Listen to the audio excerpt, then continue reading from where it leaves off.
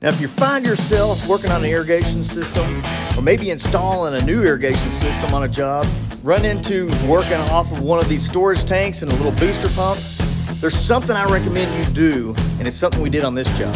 Let me show you something. Now, because they've got limited water, one of the things that we did, we installed one of these Hunter water meters. It's not going to be wired up to anything, but at least it shows us what it's doing and how many gallons we're flowing in each zone and each cycle also. Because they have so much limited water in this area, they have to use these storage tanks. And so a well pumps water into the storage tank, and then it uses that booster pump it out of there.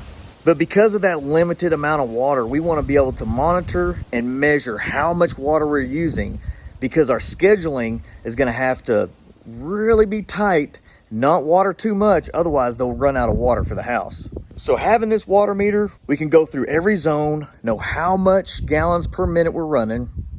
Then we can get our scheduling and everything in our programming dialed in just perfect for this setup. Something else that's neat about these meters, and I had a guy tell me this, it's not just a water meter, it's also a leak detector. Usually this one right here will barely move if any water's going through it. And so if you've got this thing moving, that means you got a leak. In a system like this, you better go get it fixed quick before they run out of water. Now, this is one of the details in an irrigation design that you do not want to miss.